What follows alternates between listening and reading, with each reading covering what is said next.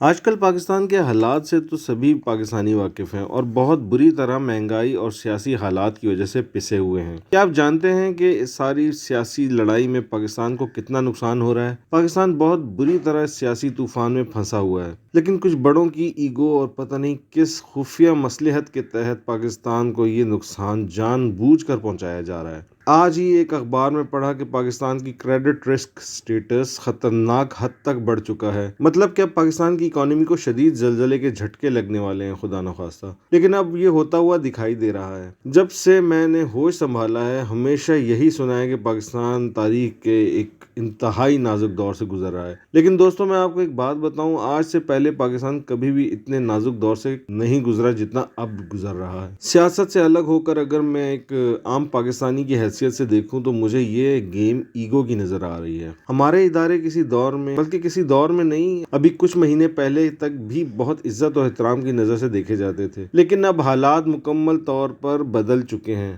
اگر آپ کسی بھی عام پاکستانی سے پوچھیں اس وقت کہ کون صحیح اور کون غلط ہے، تو جواب آپ کو وہی ملے گا جو آپ سوچ رہے ہیں۔ بھائی، میں تو بہت کنسرن ہوں اس سچویشن سے۔ میں ایک عام پاکستانی ہوں۔ میں کھل کے بول اس لیے نہیں رہا کہ اگر میں کھل کے بولوں گا تو کچھ سیاسی جماعتوں کے سمپتھائزرز جو ہیں وہ سمجھیں گے کہ میں کسی ایک سیاسی جماعت کو سپورٹ کر رہا ہوں، جو میرا مقصد نہیں ہے، ورنہ میں اپنی بات لوگوں تک پہنچا نہیں سکوں گا۔ جبکہ حقیقت یہ بھی ہے کہ میں انہی سیاسی جماعتوں میں سے ایک بہت بڑی پارٹی کا سپورٹر بھی ہوں۔ دیکھیے، اب ہر انسان سیاسی تو ہوتا ہی ہے، کیا غلط ہے کہ میں بھی کچھ سیاسی نظریہ رکھتا ہوں؟ بہرحال پاکستان اس وقت خطرے میں ہے، اور حیران کن بات یہ ہے کہ اس بات کا ہمارے سب بڑوں کو پتہ ہے۔ تو اگر ہمارے سب بڑوں کو پتہ ہے کہ پاکستان اس وقت خطرے میں ہے، تو پھر وہ اس سارے مسئلے کو ختم کیوں نہیں کر رہے؟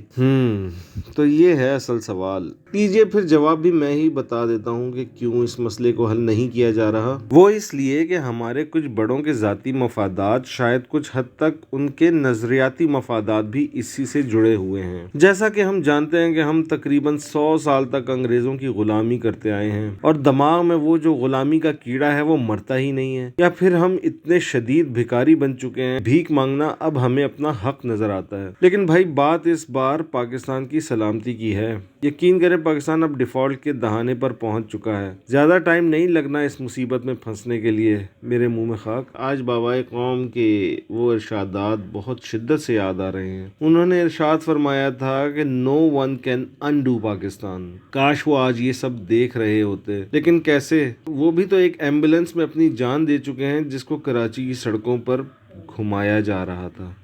سمجھنے والوں کے لیے اشارہ ہی کافی ہے۔ اگلے موضوع پہ پھر اگلی ویڈیو میں بات کرتے ہیں۔ جب تک کے لیے اجازت دیجیے۔ اللہ حافظ۔